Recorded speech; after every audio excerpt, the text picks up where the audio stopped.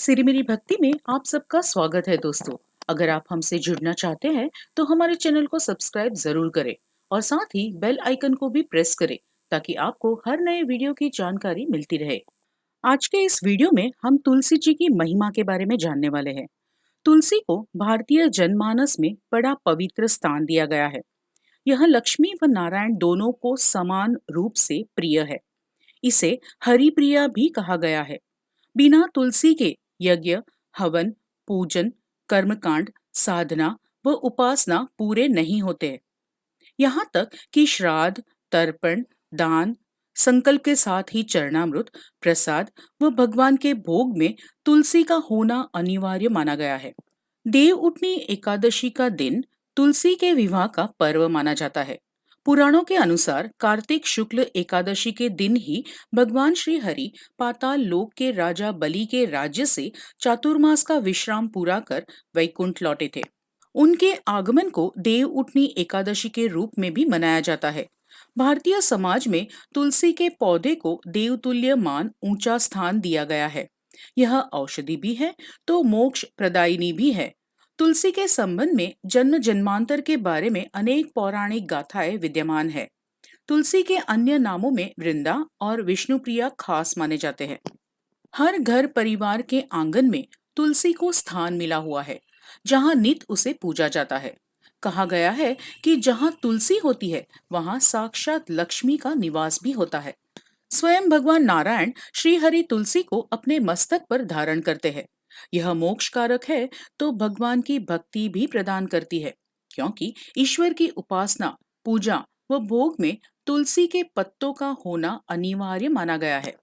देव उठनी एकादशी व तुलसी शालिग्राम विवाह का पर्व चातुर्मास पूर्ण होने के बाद कार्तिक मास के शुक्ल पक्ष की 11वीं तिथि को मनाया जाता है। इस उत्सव को देव प्रबोधनी एकादशी भी कहा जाता है। देव उठनी एकादशी के दिन भगवान विष्णु की प्रसन्नता प्राप्त करने के लिए तुलसी विवाह का प्रचलन है। कार्तिक मास तुलसी पूजन के लिए पवित्र माना गया है। वैष्णव पूजा विधान में तुलसी पूजन विवाह प्रमुख पर्व है। नियमित रूप से स्नान के पश्चात ताम्र पात्र से तुलसी को प्रातः काल में जल दिया जाता है और संध्या काल में तुलसी के चरणों में दीपक जलाते हैं। जो व्यक्ति यह चाहता है कि उसके घर में सदैव शुभ कर्म हो, सदैव सुख शांति का निवास रहे, उसे तुलसी की आराधना अवश्य करनी चाहिए। भारतीय धर्मशास्त्रों में हर महीने की अलग अलग महिमा का विस्तार से वर्णन मिलता है। शास्त्रों में चातुर्मास में आने वाले कार्तिक मास को धर्म, अर्थ, काम और मोक्ष नामक पुरुषार्थों को देने वाला माना गया है। कार्तिक मास का प्रारंभ तुला राशि पर सूर्य नारायण के आते ही हो जाता है। उत्तर भारतीय विशेषकर काशी पंचांग के अनुसार शरद पूर्णिमा के बाद से पावन कार्तिक मास का आरंभ होता है, जबकि दक्षिण के राज्यों में अमावस्या तिथि के बाद यानी 15 दिन बाद कार्तिक मास का प्रारंभ होता है। कार्तिक मास में सूर्योदय पूर्व स्नान, दान और रामायण पारायण का महत्व होता है। तुलसी पूजा का भी बहुत महत्व माना गया है। भगवान श्री कृष्ण ने श्रीमद् भागवत में मास की व्याख्या करते हुए कहा है कि पौधों में तुलसी मुझे प्रिय है, मासों में कार्तिक मुझे प्रिय है, दिवसों में एकादशी और तीर्थों में द्वारका मेरे हृदय के निकट है। मान्यता है कि आंवले के फल एवं तुलसी दल मिश्रित जल से स्नान करे तो गंगा स्नान के समान पुण्य लाभ होता है। कार्तिक मास में मनुष्य की सभी आवश्यकताओं जैसे उत्तम स्वास्थ्य, पारिवारिक उन्नति, देव कृपा आदि का आध्यात्मिक समाधान बड़ी ही आसानी से हो जाता है। कार्तिक माह में तुलसी पूजन करने तथा सेवन करने का विशेष महत्व बताया गया है।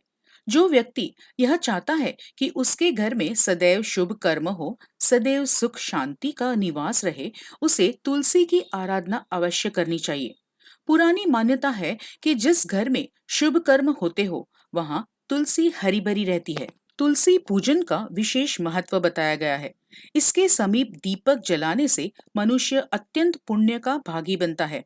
जो तुलसी को पूजता है उसके घर माँ लक्ष्मी हमेशा के लिए आ बसती है, क्योंकि तुलसी में साक्षात लक्ष्मी का निवास माना गया है। तुलसी का एक नाम हरिप्रिया भी है, अर्थात वे हरि यानी भगवान विष्णु को अतिशय प्रिय है। इसी मास के शुक्ल पक्ष की एकादशी तिथि को तुलसी विवाह विधि विधान से संपन्न कराया जाता है। उसी दिन भगवान विष्णु क्षीर सागर में 4 मास शयन के बाद जगते हैं। उस अवधि को सनातन परंपरा में चातुर्मास काल कहा जाता है। उस एकादशी को देवोत्थनी एकादशी या लोक भाषा में देव उठनी एकादशी कहा जाता है। पौराणिक कथा के अनुसार गुणवती नामक स्त्री ने कार्तिक मास में मंदिर के द्वार पर तुलसी की एक सुंदर वाटिका लगाई। उस पुण्य के कारण वह अगले जन्म में सत्यभामा बनी और सदैव कार्तिक मास का व्रत करने के कारण वह भगवान श्री कृष्ण की पत्नी बनी। आधुनिक विज्ञान को मानने वालों की नजर में तुलसी एक औषधीय पौधा है, जिसमें विटामिन और खनिज प्रचुर मात्रा में पाए जाते हैं। यह अनेक रोगों को दूर करने में सहायक और शारीरिक शक्ति बढ़ाने वाले गुणों से भरपूर है। चरक संहिता और सुश्रुत संहिता में भी तुलसी के गुणों के बारे में विस्तार से वर्णन मिलता है। भारत के घर घर में तुलसी लगाने की परंपरा सदियों पुरानी है। धन्यवाद। अगर आपको हमारा ये वीडियो पसंद आया हो तो हमारे चैनल को लाइक, शेयर और सब्सक्राइब जरूर करें।